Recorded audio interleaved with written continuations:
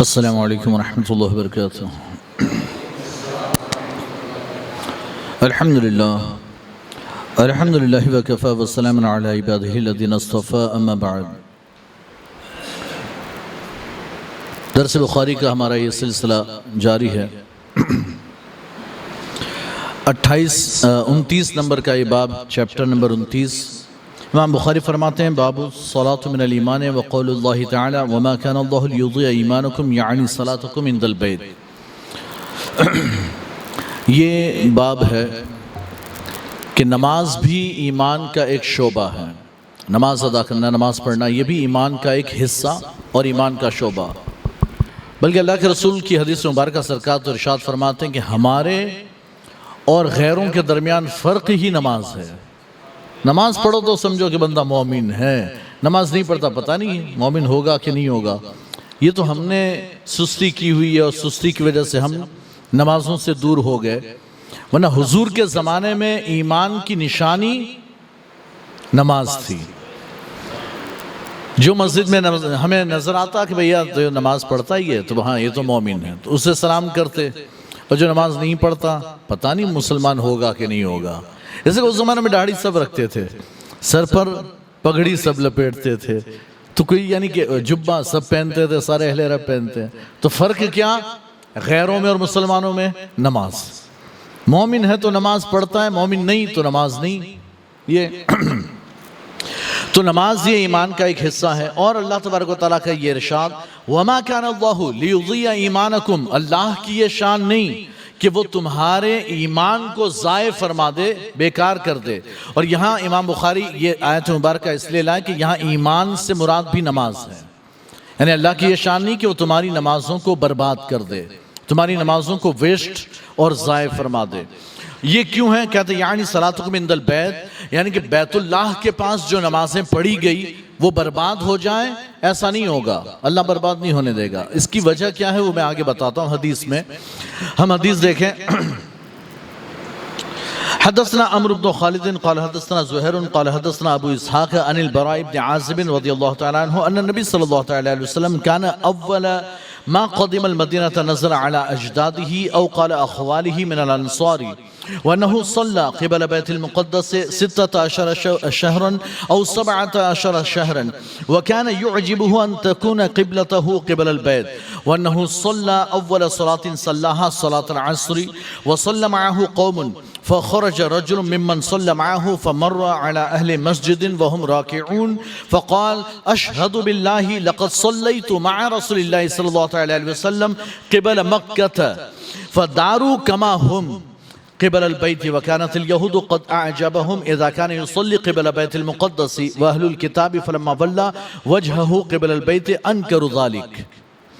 یہ پوری حدیث جو ہے حضرت براء بن عازب رضی اللہ تعالیٰ عنہ سے روایت ہے۔ حضرت براء بن عازب فرماتے ہیں کہ اللہ کے رسول صلی اللہ علیہ وسلم جب اولاً ابتداءً مدینہ منورہ آئے تو آپ اپنے انصاری نانا یا ماماؤں کے گھر ٹھہرے۔ یہ یعنی کہ کانا اول ما قدم المدینہ تھا، جب ابتداءً آپ مدینہ منورہ آئے تو جب سرکار نے ہجرت فرمائی ہے تو ابتداءً تو آپ قباء کی بستی میں ٹھہرے، اور یہ مدینہ سے تھوڑا سا باہر اس زمانے میں شمار کیا جاتا، تو قباء میں ٹھہرے، اور قباء سے پھر آپ نے کچھ دن قیام کرنے کے بعد وہاں مسجد تعمیر کی، مسجد بنوائی، اس کے بعد آپ آگے بڑھے تو راستے میں جمعہ کا وقت آ گیا، اور یہ سرکار نے پہلا جمعہ وہاں پڑھایا مسجد عمرو بن عوف میں، یعنی کہ قبیلہ عمرو بن عوف تھا، وہیں پر آپ نے نماز جمعہ ادا فرمائی۔ پھر آپ آگے بڑھے اور جب مدینے کی بستی میں داخل ہوئے ہیں تو ہر کوئی چاہتا تھا کہ ہمارے یہاں آ جائے، ہمارے یہاں آ جائے، تو وہ اونٹنی کو گھاس چارہ دکھا رہے ہیں کہ ادھر آ جائے، ادھر آ جائے۔ سرکار نے فرمایا راستہ چھوڑ دو، اونٹنی کو حکم دیا گیا ہے، اونٹنی اللہ کے حکم پر چل رہی ہے، جہاں اللہ کا حکم ہوگا اونٹنی وہیں پر بیٹھے گی، وہیں رکے گی، اور جہاں اونٹنی بیٹھے گی وہیں پر میں قیام کروں گا، وہیں میں رکوں گا۔ اپنی مرضی نہیں کہ بھئی یہ مالدار ہے تو اس کے گھر رک جاتا ہوں، اس کا گھر بڑا ہے تو اس کے گھر رک جاتا ہوں، یہ نہیں۔ جب ابتداءً پہنچے ہیں تو کلثوم ابن حدم کے گھر آپ نے قیام کیا تھا، لیکن پھر آگے بڑھے مدینے کی بستی میں تو سرکار نے فرمایا کہ چھوڑ دو، تو پھر وہ چلتی رہی اونٹنی، پھر ایک جگہ بیٹھی، پھر تھوڑا سا ایک جگہ رکی، پھر تھوڑا آگے گئی، پھر واپس رکی، اور حضرت ابو ایوب انصاری کے گھر آپ نے قیام کیا، ان کے گھر کے سامنے رک گئی۔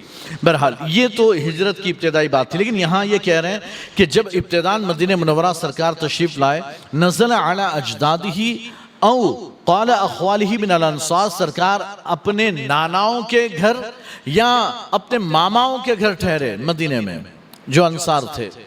تو یہ سرکار کے بالکل قریبی نانا یا قریبی ماما نہیں، یہ نانا ماما کیوں کہا جا رہا ہے کہ سرکار کے دادا کے والد یعنی پردادا حضرت ہاشم رضی اللہ تعالیٰ عنہ، حضرت ہاشم جو ہے نا وہ کاروبار کے لیے ملک شام تجارت کے لیے جاتے تھے، بزنس کے لیے، تو ملک شام جانے سے پہلے راستے میں مکہ سے ملک شام جاتے ہوئے درمیان میں مدینہ آتا، تو مدینہ میں ایک آدھ دن رکتے، آرام کرتے، پھر دوسرے دن آگے سفر شروع کرتے۔ تو وہ جس دوست کے گھر ٹھہرتے تھے نام تھا اس کا عمر نام تھا۔ تو آپ وہاں قیام کیا، تو ایک دن ایک مرتبہ جب آپ رکے تو آپ کی نظر جو نا آپ کی بیٹی پر، عمر کی بیٹی پر پڑی، نام تھا سلمہ، اور نظر پڑی تو آپ کو پسند آ گئی، تو آپ نے اپنے دوست سے کہا کہ تیری بیٹی سے مجھے نکاح کرنا ہے۔ نہیں، دوست بڑی عمر کا ہے اور آپ کی عمر تو ابھی 32 سال ہے، تو کہا مجھے آپ کی بیٹی سے نکاح کرنا ہے۔ انہوں نے کہا ٹھیک ہے منظور، تو دونوں میں نکاح ہو گیا، یعنی انہوں نے پیغام دیا، انہوں نے قبول کر کے ڈائریکٹ نکاح، نہیں ادھر گھر کو پتا ہے کچھ پتا نہیں، نکاح ہو گیا۔ اب جب نکاح ہو گیا تو وہیں پر ایک ہفتہ رکے ہے نا، اور اپنی بیوی کے ساتھ رہے، شب زفاف بھی ہوئی، سب ہوا۔ پھر آپ ملک شام چلے کہ چلو میں جاتا ہوں کاروبار کر کے واپس لوٹوں گا، تو اپنی بیوی کو لے کر پھر مکہ چلا جاؤں گا، کہا ٹھیک۔ وہ گئے ملک شام، کاروبار کیا، تجارت کی، پھر واپس لوٹ رہے تھے قافلے کے ساتھ۔ مقام ابوا مدینہ سے تھوڑے دور، ابھی مدینہ آیا نہیں تھا، مقام ابوا میں آپ کی وفات ہو گئی، حضرت ہاشم کی۔ اب وفات ہو گئی، آپ کو وہاں دفن کر دیا گیا، آج بھی مقام ابوا میں وہاں آپ کا مزار ہے یعنی قبر ہے، تو وہاں دفن کر دیا گیا۔ اب یہ جو یعنی سلمہ ہیں حضرت ہاشم کی بیوی، وہ پریگننٹ ہو گئی تھی، حاملہ ہو گئی، پھر ان کو بچہ پیدا ہوا تو نام رکھا گیا شیبہ، نام رکھا شیبہ۔ پھر وہ تھوڑا بڑا ہوا تو مکہ میں جو ہاشم کے گھر والے یعنی کہ قبیلہ بنو ہاشم کے لوگ ہیں، انہوں نے کہا کہ ہمارا بیٹا، ہمارے بھائی کا بیٹا وہاں پر ہے تو اس کو لے آیا جائے، ہمارے خاندان کا چشم و چراغ ہے تو لے گا۔ تو لینے کے لیے بھیجا کسے انہوں نے، یعنی کہ ہاشم کے جو بھائی تھے ان میں ایک کا نام تھا مطلب، ہاشم کے بھائیوں میں ایک کا نام تھا مطلب، تو مطلب کو بھیجا کہ جاؤ تم لے کر آؤ۔ تو مطلب گئے اور جا کر وہ یعنی کہ شیبہ کو لے کر آئے، اپنی اونٹ پر پیچھے بٹھایا اور لے کر آ گئے۔ جب مکہ میں انٹر ہوئے تو جو دیکھتا پوچھتا یہ بچہ کون، یہ بچہ کون، یہ بچہ کس کا، یہ بچہ، تو کہتا ہے یہ میرا غلام ہے، یہ میرا غلام ہے۔ اور غلام کو عبد کہتے ہیں، عربی میں عبد کہتے ہیں۔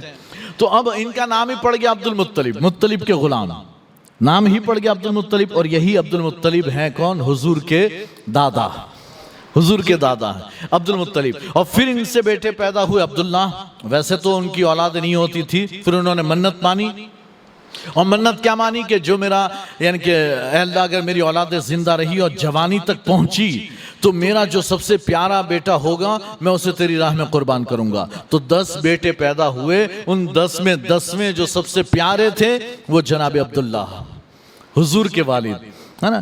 اور پھر انہیں یاد آیا کہ میں نے تو منت مانی تھی اور میری اولادیں تو زندہ رہی، جوان بھی ہوئی اور 10 پیدا ہوئی، تو اب جو سب سے پیارا بیٹا اسے اللہ کی راہ میں قربان کرنا، تو کس کو، عبداللہ کو قربان کرنا۔ اب یہ عبداللہ کو صرف وہی پسند نہیں کرتے تھے، پورا مکہ پسند کرتا تھا، پورا مکہ، سارے مکہ والے انہیں بڑے پسند کرتے تھے کہ بڑا پیارا بچہ ہے، اور یہ کہتا میں اس کو قربان لے چلے کہ چلو میں اس کو ذبح کروں گا۔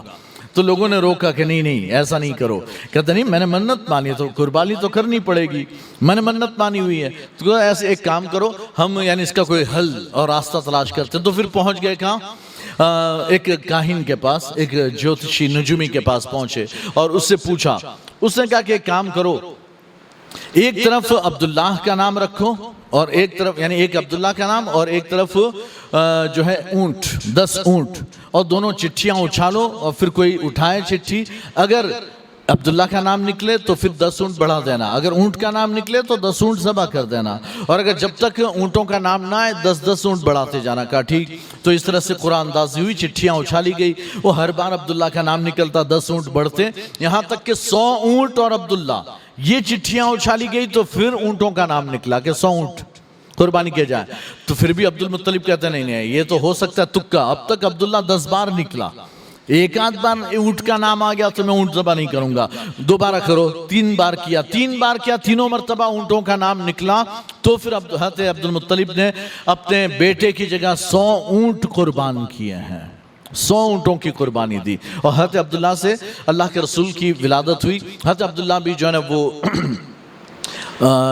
جوانی ہی میں یعنی شادی کے فوراً بعد آپ کی بھی وفات ہو گئی. جیسے حضرت ہاشم کی ویسے حضرت عبداللہ کی بھی وفات شادی کے فوراً بعد ہوئی. وہ بھی ملک شام تجارت کے لیے گئے, واپس لوٹتے ہوئے آپ کی بھی وفات ہو گئی. تو کہنے کی بات یہ ہے کہ یہ نانا اس اعتبار سے, پردادا کی شادی ہوئی تھی انصار میں سلمہ نام کی عورت سے, اس وجہ سے حضور کے نانا ماما یہ کہا جا رہا ہے ان لوگوں کو. بہرحال تو وہاں آپ نے قیام کیا اور سرکار نے بیت المقدس کی طرف 16 مہینے یا 17 مہینے, شک راوی 16 یا 17 مہینے تک سرکار نے بیت المقدس کی طرف نماز پڑھی. اچھا ابھی تک جو نماز چلی آ رہی ہے وہ بیت المقدس قبلہ ہے. اللہ نے اچھا یہ قرآن میں آیت نہیں ہے, قرآن میں اس کا حکم نہیں, اللہ نے قرآن میں حکم نازل نہیں فرمایا کہ تم بیت المقدس کی طرف رخ کرو, بلکہ اللہ نے فرشتے حضرت جبرائیل کے ذریعے اللہ کے رسول کو اپنے محبوب کو حکم دیا کہ آپ کو بیت المقدس قبلہ بنانا ہے. تو نماز ادھر پڑھ رہے تھے, لیکن جب تک مکہ میں تھے سرکار نے ایک ٹریک یوز کی ہوئی تھی. وہ ٹریک کیا کہ سرکار مکہ میں رہ کر بیت المقدس کی طرف نماز پڑھتے, لیکن مکہ یعنی خانہ کعبہ ادھر, سرکار ادھر کھڑے رہتے. تو خانہ کعبہ بھی سامنے اور بیت المقدس کی طرف رخ. یہ سرکار کے نماز کا طریقہ تھا کہ سرکار ایسے کھڑے رہتے ہیں. اصل میں ابھی یعنی بیت المقدس مدینے میں اس انداز میں ہے کہ بیت المقدس ادھر ہے, مدینہ اور یہ مکہ. تو سرکار مکہ میں خانہ کعبہ کے سامنے ایسے کھڑے رہتے کہ خانہ کعبہ سامنے ہوتا اور سامنے بیت المقدس کی طرف رخ ہوتا. لیکن جب مدینہ آ گئے تو اب کعبہ ادھر, بیت المقدس ادھر, تو اب تو ادھر ہی چہرہ کرنا. لیکن دل یہ تھا, دل یہ چاہتا تھا کہ میرا قبلہ کیا ہو جائے, میرے باپ ابراہیم کا جو قبلہ خانہ کعبہ تھا وہ ہو جائے. تو 16 سے 17 مہینے تک آپ نے مدینہ آنے کے بعد 16-17 مہینے تک آپ نے بیت المقدس کی طرف رخ کر کے نماز ادا کی. کہتے ہیں وَكَانَ يُعْجِبُهُ أَن تَكُونَ قِبْلَتُهُ قِبْلَ الْبَيْتِ, اور آپ یہ پسند کرتے تھے کہ آپ کا قبلہ خانہ کعبہ ہو, بیت اللہ ہو. وَأَنَّهُ صَلَّى أَوَّلَ صَلَاةٍ صَلَّاهَا صَلَاةَ الْعَصْرِ. پھر وہ ہوا, یہاں پر ذکر نہیں, لیکن یہ کہ پھر آپ نے جو سب سے پہلی نماز بیت اللہ خانہ کعبہ کی طرف پڑھی وہ نماز عصر تھی. ہوا یہ کہ سرکار وہ ایک شوق تھا نا کہ کب آ جائے حکم, کب آئے کب آئے. تو نماز پڑھتے پڑھتے بھی ایسے اوپر دیکھتے تھے. ہمارے لیے نماز پڑھتے ہوئے اوپر آسمان کی طرف دیکھنا مکروہ ہے, منع ہے, اوپر نہیں دیکھنا, ہم کو نیچے دیکھنا. لیکن سرکار ایسے دیکھا کرتے تھے یہ حکم کب آئے گا, حکم کب آئے گا. تو نماز عصر پڑھا رہے تھے سرکار, 2 رکعت پڑھا چکے اور تیسری کے لیے کھڑے ہوئے اور جبرائیل آ گئے.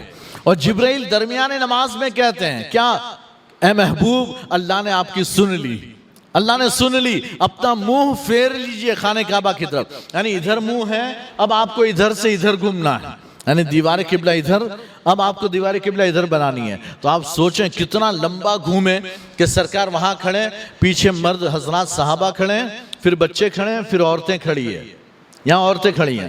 تو سرکار گھوم کر ادھر آ کر کھڑے ہو گئے, ادھر کا منہ کر کے. یہ سارے مرد گھومے اور حضور کے پیچھے, یہ بچے گھوم کر مردوں کے پیچھے, وہ عورتیں گھوم کر وہاں لاسٹ میں آ گئی. تو جہاں حضور تھے وہاں اب عورتیں آ گئی, جہاں عورتیں تھیں وہاں اب حضور آ گئے. تو 2 رکعت آپ نے ادھر پڑھی اور 2 رکعت ادھر پڑھی. اور جس مسجد میں یہ قبلہ بدلا اسے آج بھی مسجد قبلتین کہتے ہیں, آج بھی وہ موجود ہے. آپ مکہ مکرمہ میں جائیں گے تو آپ کو یہ مدینہ منورہ میں آپ جائیں گے تو آپ کو یہ مسجد قبلتین ملے گی. اور اب چونکہ پہلے کے زمانے میں لوگ کیا کرتے تھے, اب یہ قبلہ ہو گیا تو لوگ یہاں نماز تو اب یوں پڑھتے تھے, لیکن تبرک کے لیے یہاں بھی نماز پڑھتے تھے. 2 رکعت یہاں کھڑے ہو کر پڑھتے تھے کہ آقا نے یہاں کھڑے ہو کر پڑھائی تھی, اب تبرک کے لیے ہم پڑھ لیتے ہیں. تو اب گورنمنٹ نے کیا کیا, وہاں گیٹ بنا دیا, تاکہ کوئی نماز پڑھی نہ سکے، تو گیٹ بنا دیا ہے، اب یہاں سے لوگ انٹر ہوتے ہیں اور یہیں پر نماز پڑھی جاتی ہے۔ لیکن وہاں اوپر ایک یعنی کہ ٹائلز کا مصلی بنا دیا تاکہ نشانی رہے کہ یہ مسجد قبلتین، یہاں پہلے قبلہ تھا، اب یہاں آ گیا، ٹھیک ہے۔ تو کہتے ہیں کہ سرکار نے وہ پہلی نماز جو آپ نے خانہ کعبہ کی طرف پڑھی وہ نماز عصر تھی۔ وَصَلَّى مَعَهُ قوم، آپ کے ساتھ کچھ لوگوں نے نماز ادا کی۔ پھر یہ کچھ لوگوں نے نماز ادا کرنے کے بعد کہتے فخرج رجل ممن صلی معه، ان لوگوں میں سے جنہوں نے حضور کے ساتھ نماز پڑھی ان میں سے ایک آدمی نکلے اور نکل کر اپنے محلے کی طرف جا رہے تھے۔ تو فمر علی اہل مسجد، ان کا گزر ایک مسجد والوں کے پاس سے ہوا۔ ابھی عصر میں نماز یعنی کہ چینج ہوئی ہے اور یہ نماز پڑھ کر باہر نکل کر جا رہے تھے، دوسرے محلے والے ابھی بیت المقدس کی طرف پڑھ رہے ہیں، ابھی ادھر ہی پڑھ رہے تھے، ان کو پتہ ہی نہیں ہے کہ حکم آ گیا۔ تو فمر علی اہل مسجدین، ایک مسجد کے پاس، مسجد والوں کے پاس سے گزرے، وہم راکعون، اس حال میں کہ وہ رکوع میں تھے۔ وہ مسجد والے کس میں تھے؟ رکوع میں تھے۔ فقال، تو انہوں نے باہر ہی سے گیٹ ہی سے دیکھا کہ سب ابھی نماز پڑھ رہے ہیں، تو انہوں نے باہر ہی سے کہہ دیا اشہد باللہ لقد صلیت مع رسول اللہ صلی اللہ علیہ وسلم قبل مکہ، میں گواہی دیتا ہوں کہ میں اللہ کی قسم کھا کر گواہی دیتا ہوں کہ اللہ کے رسول صلی اللہ علیہ وسلم کے ساتھ میں نے خانہ کعبہ کی طرف نماز پڑھی ہے، خانہ کعبہ کی طرف۔ یہ اتنا انہوں نے باہر گیٹ سے چلا کر کہہ دیا۔ کہتے ہیں تو فدارو کما ہم قبل البیت، تو وہ لوگ جس حال میں تھے اسی حال میں گھوم گئے، چاروں نماز میں جس حال میں تھے اسی حال میں گھوم گئے خانہ کعبہ کی طرف، قبل البیت، خانہ کعبہ کی طرف، بیت اللہ کی طرف گھوم گئے۔ اب یہ یعنی کہ اس سے ایک بات پتہ چلتی ہے کہ خبر واحد بھی قابل قبول ہے، ایک آدمی کی بات بھی مانی جا سکتی ہے کہ بھئی ایک آدمی نے اگر کوئی خبر دی تو ہم مان سکتے ہیں کہ ابھی بات صحیح ہوگی، ٹھیک ہے، لیکن گواہی دینے کے لیے پھر دو کی شرط اللہ نے قرآن میں بیان فرمائے۔ تو خبر تو ایک کی بھی مان سکتے ہیں، لیکن گواہی اگر کوئی دے تو دو کی ضروری ہے۔ تو اگر کوئی یعنی کہ آدمی آپ کو صرف اتنی خبر دے کہ بھئی ایسا میں نے سنا ہے کہ فلاں جگہ چاند ہو گیا، تو یہ ایک کی خبر ہے، تو خبر میں خبر استفاضہ چاہیے، یعنی اتنے زیادہ لوگ بیان کریں کہ جو جھوٹ نہ بول سکتے ہوں۔ ہم کو لگے اتنے سارے لوگ تو جھوٹ نہیں بولتے ہیں، جہاں چاند دکھا وہاں کے لوگ، ایک نے خبر دی، دوسرے نے، تیسرے نے، بہت سارے لوگ مل کر خبر دیں تو خبر میں خبر استفاضہ چاہیے، یعنی کہ 20 25 50 لوگ بیان کرتے ہوں تو جا کر وہ خبر قبول ہوگی۔ لیکن جنہوں نے دیکھا وہ دو آ کر کہتے ہیں ہم گواہی دیتے ہیں کہ ہم نے چاند دیکھا، تو دو کی گواہی قابل قبول ہوگی۔ تو خبر میں اور گواہی میں فرق ہے۔ اب یہاں سے آگے فرماتے وَكَانَتِ الْيَهُودُ، یہود جو ہیں قد اعجبہم اذا کان یصلی قبل بیت المقدس، یہ بیت المقدس اور بیت المقدس دونوں لفظ استعمال کیے جاتے ہیں، بیت المقدس بھی اور بیت المقدس بھی۔ کہتے ہیں یہودیوں کو یعنی یہودی مسلمانوں کو بہت پسند کرتے تھے۔ کب؟ جب مسلمان ان کے قبلے بیت المقدس کی طرف نماز پڑھتے تھے تو بہت پسند کرتے تھے، اور لوگوں میں فخر سے مسلمان بھی ہمارے قبلے کی طرف نماز پڑھتے ہیں، مسلمان بھی ہمارے قبلے کی طرف نماز پڑھتے ہیں۔ کہتے ہیں اہل الکتاب، اور اہل کتاب بھی یعنی کہ نصرانی وغیرہ جتنے تھے وہ سب بھی بہت پسند کرتے تھے۔ فرما وَلَّا وَجْهَهُ قبل البیت، پھر جب مسلمانوں نے اپنا رخ خانہ کعبہ کی طرف پھیر لیا، واللہ یعنی پھیرنا، کہتے ہیں کہ انکر ذالک، تو انہوں نے اس کا انکار کر دیا، نہیں یہ کیسے ہو سکتا، کبھی ادھر تو کبھی ادھر، ایسا کچھ نہیں ہوتا، ایسا نہیں ہو سکتا، انہوں نے انکار کر دیا کہ ایسا نہیں ہو سکتا۔ تو کہنے کی بات یہ کہ ہم کون ہیں؟ ہم مسلمان ہیں، ہے نا۔ اسلام کہتے ہی کس کو ہیں کہ اللہ اور اس کے رسول کے آگے، ان کے حکم کے آگے گردن جھکا دینا۔ اللہ اور رسول نے کہہ دیا تو ہماری گردن جھک جائے، ہماری سمجھ میں وہ بات آئے کہ نہ ہم کو کوئی لینا دینا نہیں، بس اللہ اور رسول نے فرمایا ہے، بات ختم۔ اللہ اور رسول نے کہا کہ قربانی کرنی ہے تو کرنی ہے، یہ نہیں دیکھنا کہ بھئی غریب کا فائدہ ہوگا، غریب کی شادی کروا دو، یہ نہیں دیکھنا، ہم کو صرف اتنا دیکھنا اللہ اور رسول کا حکم ہے، بات ختم، ہم کو کام کرنا ہے، اللہ اور رسول نے کہا ہے تو کہا ہے، بات فنش۔ تو ہم مسلمان، ہم سر تسلیم خم کر دیں، گردن جھکا دیں، لاجک ڈھونڈنا ہمارا کام نہیں۔ مومن وہ ہے، اللہ نے اس لیے فرمایا کہ مومن کون؟ یؤمنون بالغیب، جو غیب پر ایمان لاتے ہیں۔ لاجک دیکھ کر ایمان لاؤ تو فائدہ کیا؟ ایمان لانا ہے کس پر؟ غیب پر. لاجک پتا ہو نہ پتا ہو ایمان لاؤ، وہ حکم مان لو. پھر اگر لاجک پتا چل گیا تو سونے پر سہاگا ہے. اللہ کا شکر ادا کرو کہ بھئی مانتے بھی اور لاجک بھی پتا ہے، مانتے بھی ہیں اور لاجک بھی پتا. تو لاجک بعد میں، پہلے ماننا، پہلے ماننا. اور یعنی بہت سی ایسی چیزیں ہیں کہ جن کے لاجک ہم کو نہ پتا ہو تو کیا مطلب ہم اس پر اعتراض کریں؟ نہیں بھئی، وہ اللہ بہتر جانتا ہے، ہم اتنا کہہ کر ختم کریں. لوگ پوچھ لیں آپ سے، اچھا اللہ نے سب پیدا کیا تو اللہ نے مچھر کیوں پیدا کیا؟ کیا ضرورت تھی؟ ہم کو کاٹ کر بیمار کرتے ہیں، حیران پریشان، سونے نہیں دیتے. تو اللہ نے ہم کو حیران کرنے کے لیے مچھروں کو پیدا کیا؟ نعوذ باللہ، ایسا تو نہیں ہے نا. ہاں، تو کہنے کی بات یہ ہے کہ اللہ نے جتنی بھی مخلوقات پیدا کی نا، حکمت ہے، لاجک ہے. حکمت کہتے ہیں لاجک، لاجک ہے. ہمیں پتا ہو نہ پتا ہو، یہ تو ہماری عقل کی کمی ہے نا، یہ تو ہماری عقل کی کمی ہے. تو کہنے کی بات یہ ہے کہ پہلے ماننا، پھر اگر لاجک پتا چلے تو سونے پہ سہاگا، نہ پتا چلے تو چھوڑو. ہم کو کیا لینا دینا لاجک سے؟ ہم کو لینا دینا ہے اللہ رسول کے حکم سے، اللہ اور رسول کے حکم سے لینا دینا. بہرحال تو یہ اللہ کے رسول صلی اللہ علیہ وسلم نے بیت المقدس کی طرف جو ہے نا وہ نماز پڑھی تھی ابتداً. بعد میں خانہ کعبہ جو ہے نا وہ قبلہ ہو گیا. وہ دوسرا پارہ جو شروع ہوتا ہے وہ یہی بیان ہے، سَيَقُولُ السُّفَهَاءُ مِنَ النَّاسِ مَا وَلَّهُمْ عَنْ قِبْلَتِهِمُ الَّتِي كَانُوا عَلَيْهَا قُلْ لِلَّهِ الْمَشْرِقُ وَالْمَغْرِبُ.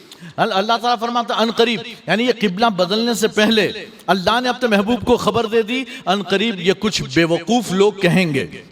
اللہ فرماتا ہے کہ ان قریب، تھوڑی یعنی کہ تھوڑے ہی ٹائم میں یہ کچھ بے وقوف لوگ کہیں گے کہ انہیں اس قبلے سے کس نے گھما دیا، کس نے پھیر دیا جس پر وہ پہلے تھے.